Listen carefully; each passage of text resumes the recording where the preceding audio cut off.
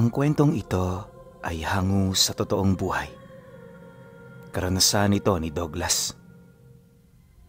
Taong 1977, Hugpa, Leyte.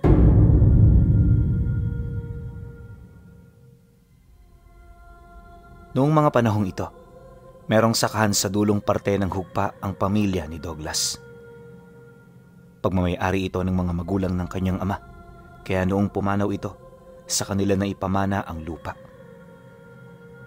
Nag-iisang anak lang kasi ang tatay niya, kaya syempre, lahat ng ari-arian ng mga magulang nito doon talaga mapupunta. Malawak ang lupain na iniwan ng mag-asawa, kaya nung magkaroon sila roon ng karapatan, naging mabilis ang pag-unlad ng kanilang mga buhay. Ang kaso lang, hindi yun naging madali dahil sa dami ng kanilang kakompetisyon. Habang umuunlad ang pamilya nila, mas lalong naging marami ang mga kaaway nila. Dahil dito, kinakailangang dumistansya ng kanilang pamilya. At para makalayo sa tiyak na panganib, nagpasya silang tumira sa kanilang lupa. Malayo ito sa baryo, pero ayos na yun kung iisipin. Noong una, hindi naging madali ang pakikibagay nila sa lugar, pero sa katagalan nasanay na rin sila. May mga kapitbahay din sila sa lugar na kalaunay naging malapit nilang kaibigan. At kabilang sa mga kapitbahay na yan, ang matalik na kaibigan ng ama ni Douglas. Kagaya ng dalawa, naging malapit din sila ng anak nito. Ilang metro lang naman kasi ang layo ng bahay, kaya tuwing hapon, pumupunta sila roon para makikape at makipaglaro na rin. Ganon at ganon ang ginagawa nila hanggang sa nakasanayan na nila ito at naging parte ito ng kanilang gawain sa pang-araw-araw. Ayon kay Douglas, misteryoso ang kaibigan ng tatay niya. Kapag tinititigan niya ito, nakakakita at nakakaramdam siya roon ng kakaiba. Yun bang sinasabi ng kutob niya na hindi ordinaryo ang taong ito? Dagdag pa niya na ang kaibigan nitong si Manoy Ruping palaging nakakausap ng kanyang ama ng pribado.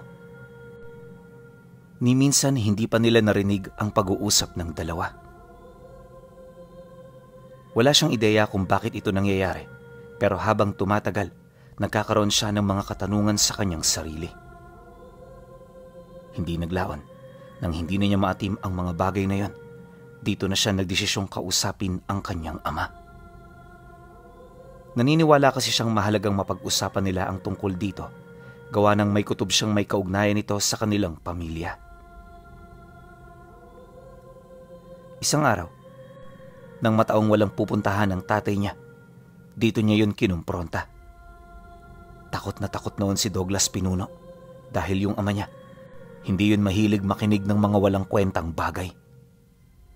Kapag kinausap mo ito at sinabihan mo ito ng mga walang kwenta, paniguradong kung hindi ka nito mabubugbog, mahahagupit ka nito ng latigo. Walang kontrol sa pagdidisiplina ang kanyang ama at katunayan muntik na nitong mapatay ang bunso nila. Ayon pa sa kanya na kung hindi ito napigilan ng kanyang ina, paniguradong titigil lang sa kakapalo ang tatay nila kapag patay na ito. Isa kasi sa pinakaayaw nitong ugali ay yung sinungaling at magnanakaw. Ayaw na ayaw yon ng kanilang ama at ang paningin niya rito, isang matinding kasalanang nangangailangan ng hindi makakalimutang parusa. Magmula noong nangyari yon sa kapatid nila, palaging nang nakabuntot ang nanay nila anumang oras. Nagsilbi rin itong aral sa kanilang lahat upang maging maingat at disiplinadong bata sa kanilang pamamahay. Pagharap naman nila ng tatay niya, kalmado niya itong nilapitan. Tahimik din siyang umupo sa tabi nito at minabuti niya munang humingi ng pabor para magtanong bago siya magsimula. Isipin ninyo na sa mga taong ito nasa edad 25 na si Douglas. Hustong gulang na kung iisipin, pero yung respeto nito sa kanyang ama, abot langit pa rin. Makalipas pa ang ilang minuto, nang mabigyan na siya nito ng pahintulot, dito na siya mahinahong nagsalita. Tay, matanong lang. Bakit ho palagi kayo nag-uusap ng pribado ni Manoy Ruping? Ano ho bang pinag-uusapan ninyo? Pasensya ka na, tay, ha? Palagi ko kasi itong napapansin kapag bumibisita tayo sa kanila. Nang marinig naman ito ng kanyang ama, dahan-dahan naman itong nagsindi ng tabako. Yung kilos nito parang walang narinig at nakita. Maya-maya pa, pagbaling nito ng paningin sa kanya, dito na ito seryosong sumagot ng, "Ang mga pinag-uusapan namin ay para sa kaligtasan ninyo. Alam mo kung ano nangyayari sa pamilya natin, Douglas. Kaya huwag ka nang magtaka pa. Walang kakaiba sa aking ginagawa." Dahil sa sinabi nito, nanahimik na siya. Alam niya kasing sinagot na ng tatay niya ang lahat ng mga katanungan na nasa isip niya. Matapos naman ang naging pag-uusap nilang mag-ama, nagpasalamat at kalaunay nagpaalam na siya rito. Kinahapunan, kagaya ng kanilang nakasanayang gawin, muli silang bumisita sa bahay ni Manoy Ruping. Subalit sa pagkakataong yun, siya lang ang anak na isinama nito. Kahit gustong sumama noon ng iba, pinagbawalan nito ng tatay niya, kaya wala na rin itong nagawa pa. Dahil dito, napagtanto niyang may gusto itong ipakita sa kanya. Pagdating naman nila sa bahay ng kaibigan nito, agad namang nag-usap ang dalawa. At sa kauna-unahang pagkakataon, pinarinig nito sa kanya ang mga paksa ng kanilang pinag-uusapan. Umikot ang tanong noon ng tatay niya hinggil sa nangyayari sa baryo at sa estado ng mga karibal nito sa negosyo. May mga naitanong rin ito ukol sa mga pamilya ng mga kalaban niya na nakatira sa mga karatig baryo. Nang marinig naman ito ni Manoy Ruping, agad naman itong sumagot ukol sa mga itinatanong nito. Manoy Valencio, wag ho kayong mag-alala. Kahit may mga antingero silang kadugo, wala ring magagawa ang mga yan. Kontrolado natin ang sitwasyon, lalo na rito. Ang kinakabahala ko lang ay yung negosyo mo. Medyo nalalamangan kanila sa parte ng pag-aangkat ng munggo, Manoy Valencio.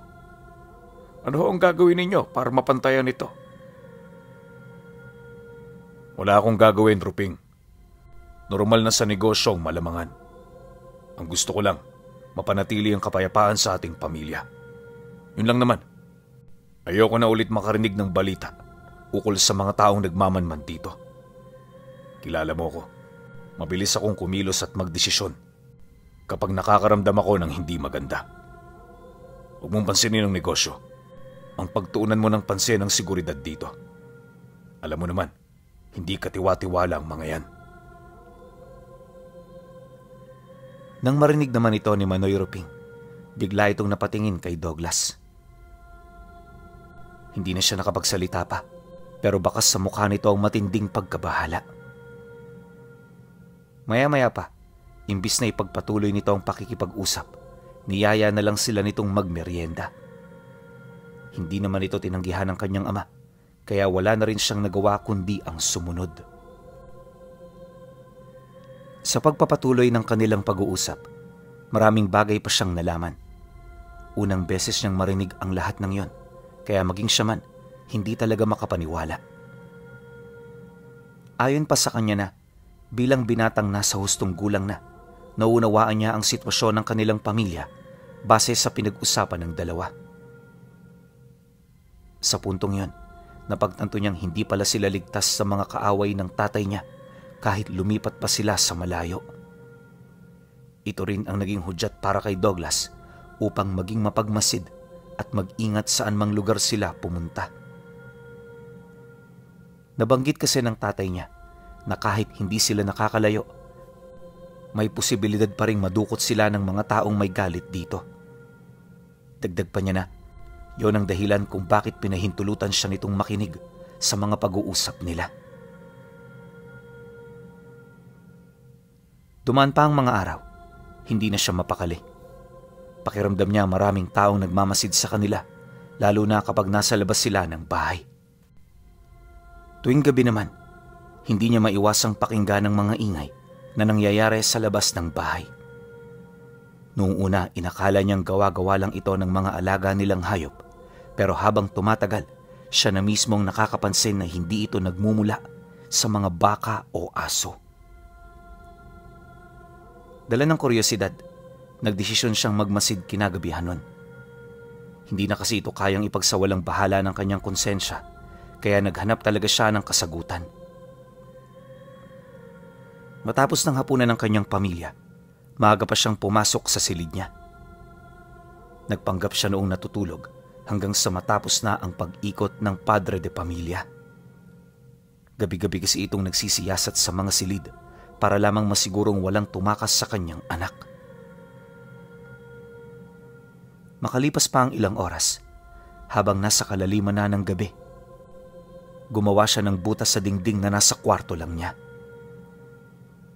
Pagdungaw niya sa labas, wala naman siyang nakitang kakaiba maliban sa mga baka at kalabaw na nagpapahinga sa lilim ng puno.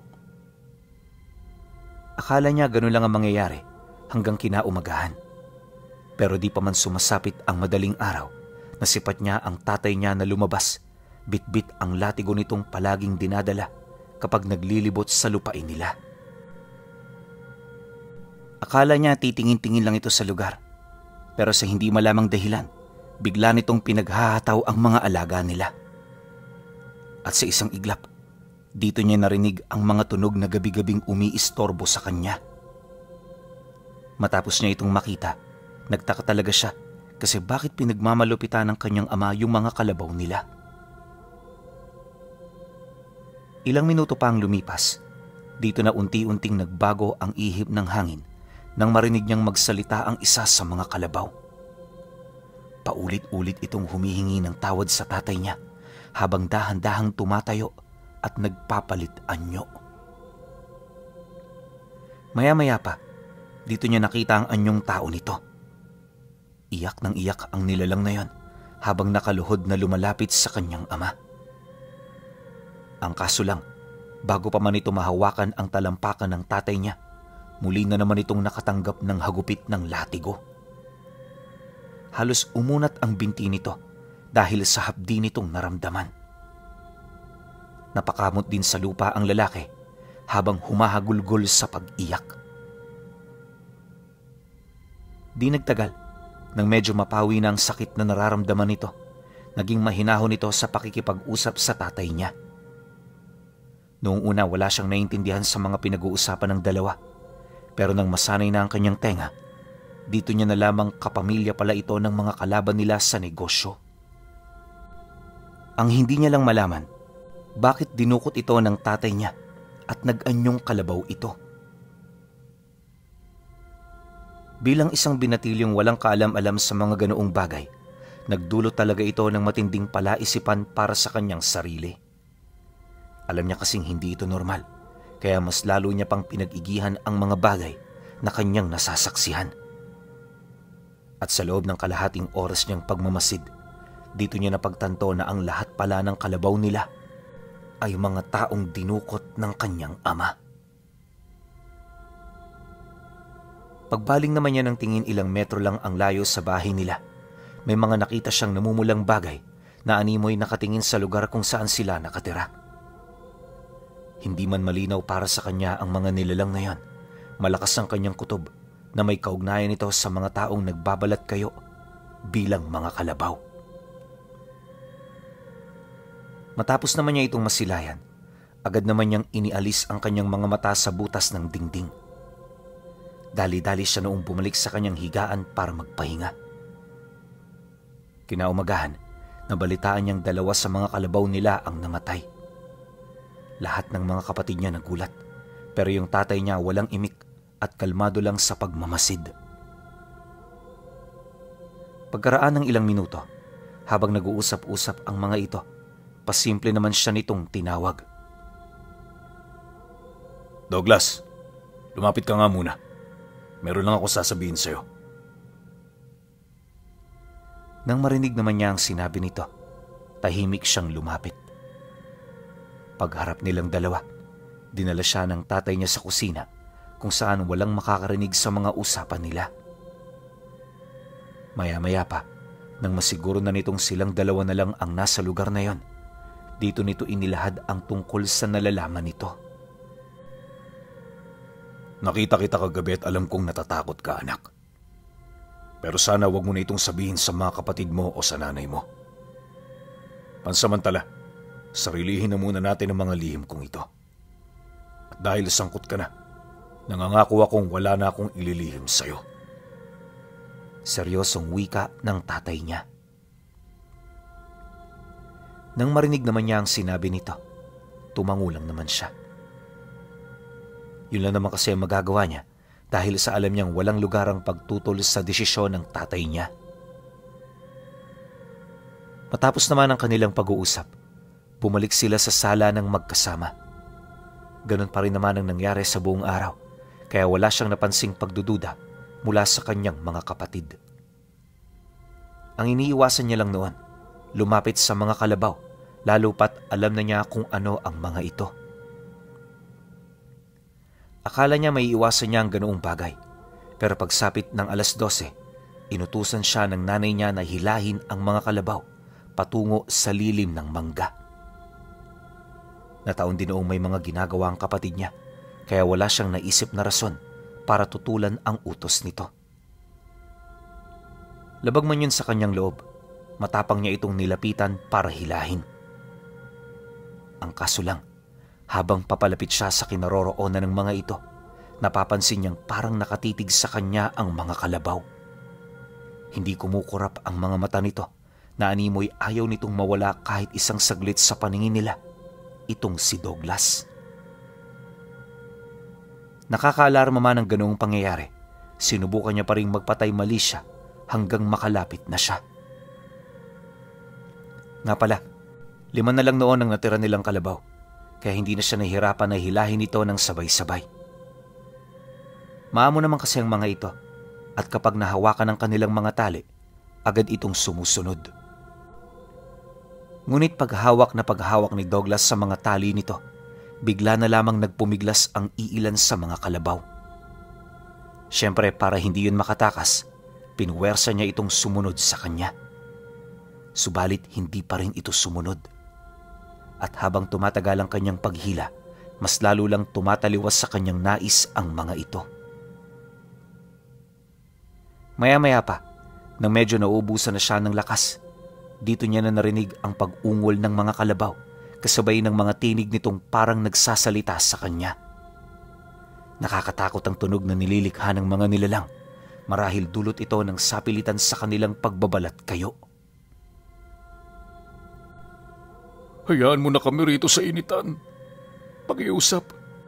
Tapusin mo na ang paghihirap naming ito. Marami na kaming pinagdaanan. Hindi na namin kayang mabuhay pa sa ganitong paraan. Paulit-ulit na pagmamakaawa nung kalabaw na hinihila niya. Nang marinig naman ito ni Douglas, di niya ito gaanong pinansin. Basta ang ginawa niya, hinila lang niya ito ng hinila hanggang sa mapansin na yon ng nanay niya. Pagsilay nitong nahihirapan siya, agad naman itong lumapit para tumulong. Kaya nahila nila ito patungo sa lilim ng puno. Matapos nun, bumalik na sila sa bahay na parang walang nangyari. Normal na normal ang pakikipag-usap sa kanya ng nanay niya na parabang wala siyang nalalaman. Akala niya kasi mapagtatakpan niya ito ng ganun-ganun lang. Ngunit lingid sa kanyang kaalaman, meron na rin palang naisip na plano ang pamilya ng biktima kung papaano mapapabagsak ang tatay niya. Wala silang kaide-ideya kung papaano ito magagawa ng kalaban ng pamilya nila. Basta dumating na lang doon ng isang araw kung saan napansin nilang ginigipit na pala ng mga ito ang kanilang negosyo. Yon ang unang pinuntirya ng mga kalaban nito para magalit yon ng husto. Nang malaman naman ng tatay niya ang mga ginagawang pangingikil nito sa mga ari-arian nila, agad itong nagdesisyong pumunta sa baryo. Lahat ng pwesto nila binusisi nito ng maigi habang tinatanong ang kanilang mga tao. Umamin naman ang mga trabahador nila.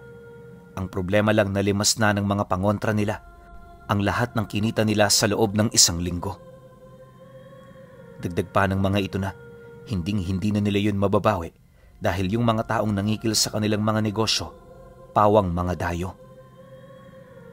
Wala man silang ideya kung sinong nag-utos sa mga ito, ngunit malakas ang kutob ng tatay niya na ang mga pangontra nito ang may gawa sa bagay na yun. Ilang minuto pa ang lumipas, hindi pa man ito nakakaalis ng baryo, pilit naman yung kinumpronta ng mga kalaban nila. Sigaw yun ng sigaw na kesyo, mamamatay tao ang tatay niya, dinukot nito ang mga kamag-anak nila at kung ano-ano pang masasamang paratang na meron naman talagang katuturan. Nang marinig naman yun ng mga kababaryo nila, agad nilang nakuha ang atensyon ng mga ito. Bagaman hindi gaanong umiimik ang mga taong yon, pansin nilang lumalapit ito sa kanilang kinaroroonan. Maya-maya pa, nang masipat naman ito ng tatay niya, napangiti lang naman ito habang sumasagot sa mga taong yunang, "Huwag kayong magpakalat ng mga pekeng balita, lalo na kung wala kayong batayan. Hindi uso ang mga sabi-sabi lang, dapat meron kayong patunay. Bukas ang pamamahay ko para sa inyo. Kung gusto niyo makipag-usap ng malumanay, doon tayo magkita-kita. Huwag dito sa kalsada, sapagkat hindi tayo katulad ng mga taong wala pang napapatunayan sa kanilang mga buhay. Sige na, mauna na ako. Hihintayin ko na lang doon ang presensya ninyo." Nang marinig naman ito ng mga taong yon, patuloy pa rin ito sa pagmumura. Yung tatay naman niya, umalis na para bumisita sa bahay ni Manoy Ruping. May mga ikinukonsulta kasi ito rito hinggil sa kanilang mga plano. Ayon kay Manoy Ruping Pinuno, malayo ang ama ni Douglas sa pagiging antingero o manggagamot. Hindi rin ito ermitanyo at lalong-lalo na, hindi ito ang taong nagtatangan ng aral ng kanan. Purong kaliwa si Manoy Valencio at ang kanyang kakayahan nakatuon sa puwersang pagpapalit anyo ng kanyang biktima. Lahat ng mga taong nahahawakan niya, kaya niyang bigyan ng mga balat kayo na hindi na nila matatakasan. Dagdag pa nito na, karamihan sa mga taong ginagawa nitong hayop, malimit nitong ibinibenta sa lahi ng mga aswang. Ito ang rason kung bakit makapangyarihan ang ama ni Douglas. At sa panig naman ni Manoy Ruping, isa lang itong simpleng mambabarang, tagapangalaga at tagapagbantay ng mga hangganan ng kanilang lupa. Ito rin ang nagsisilbing tagapagmasid ng tatay niya dahil sa napakahusay nitong gumamit ng mga insekto. Mataon lang na pumasok ka sa lupa nila nang hindi nagpapaalam. Bago ka man makalayo, tsak nang alam ito ng kaibigan ng tatay niya. Ramdam nito ang lahat ng masasamang binabalak ng mga tao na napapadpad sa kanilang lugar. Mahina man kung tutuusin itong si Manoy Ruping, hindi ito basta-bastang magagalaw. Nasa ilalim ito ng proteksyon ng tatay niya, kaya anumang oras kaya niya itong iligtas kung yon ay kinakailangan. Nabanggit din ito sa kanya, yung mga kapitbahay nilang nasa malalayo, purong aswang ang mga yon. Tauhan din ito ng kanyang ama at kasyosyo nila ito sa negosyo nilang pagbibenta ng karne ng tao. Malaki ang naitutulong ng tatay niya sa mga ito, kaya nakahanda itong magsakripisyo at mag-alay ng buhay sa panahon ng panganib.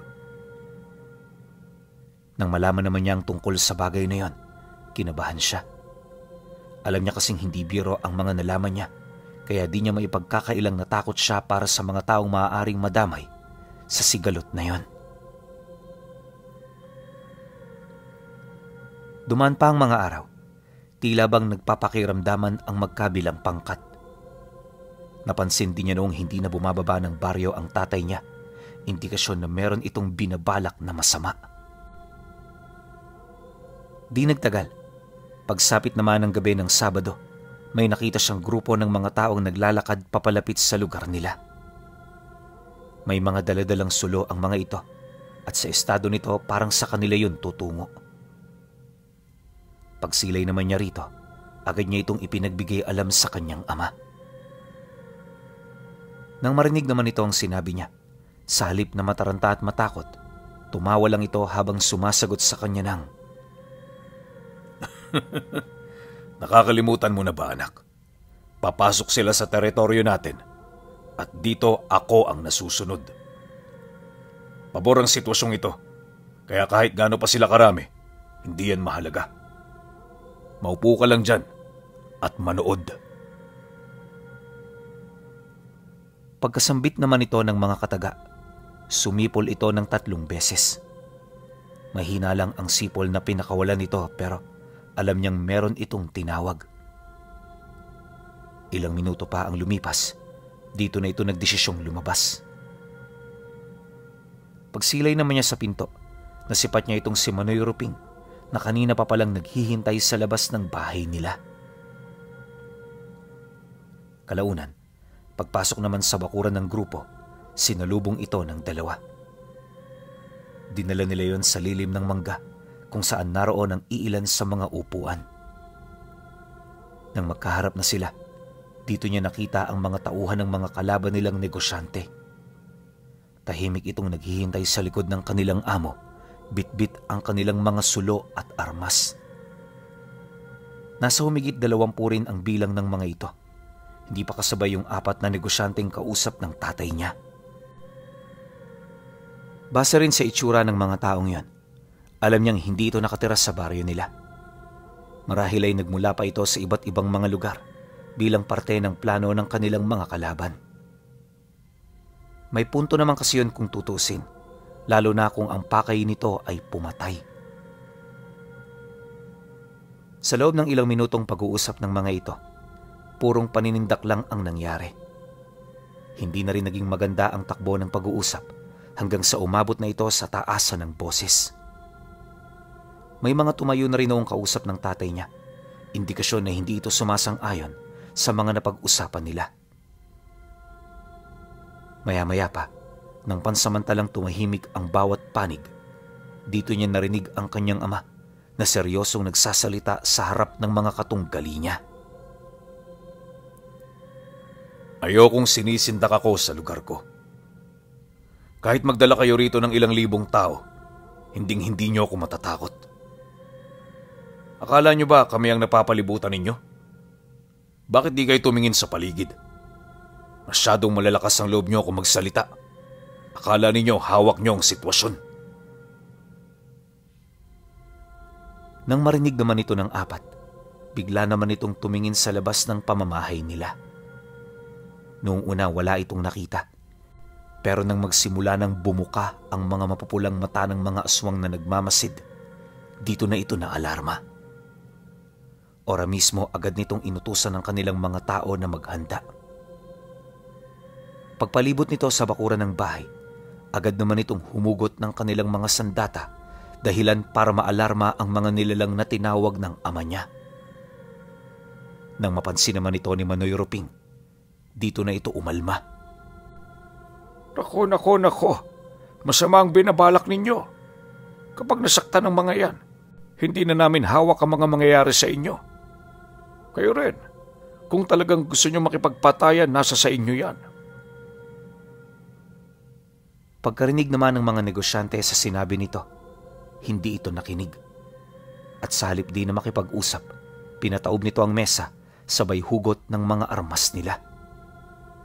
Dali-dali nila itong itinutok sa tatay niya kasabay ng pag-utos nito na paatrasin ng mga nilalang kung ayaw nitong mamatay. Ngunit sa kasamaang palad, hindi ito sumunod. Ni hindi man lang ito nakaramdam ng pagkasindak, kaya wala na ring nagawa ang mga taong yon kundi paputukan ito. Akala nila madali nila itong mapapatay. Ngunit ang hindi nila alam, kargado rin ito ng mga mutya ng kaliwa. At dahil sa mga mutyang yon, hindi ito nagalusan ng mga tanga nilang armas. Dahil sa pangyayari, nagawang makatakas ng tatay niya.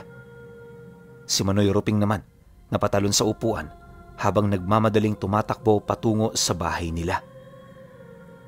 Pagpasok naman ito, Parang mga torong tumatakbo ang mga nilalang sa palayan. Mabilis nitong sinunggaban ng mga tauhan ng mga negosyante at sa loob lamang ng ilang minuto, malaking bilang sa mga ito ang nalagas.